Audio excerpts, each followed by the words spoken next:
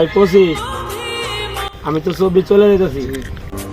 2024 সালে বাংলাদেশে অনেক কিছু ঘটনা ঘটে গেছে। বাংলাদেশে বড় একটা ক্ষতিগ্রস্ত হয়েছে, অনেক লোক শহীদ হয়েছে।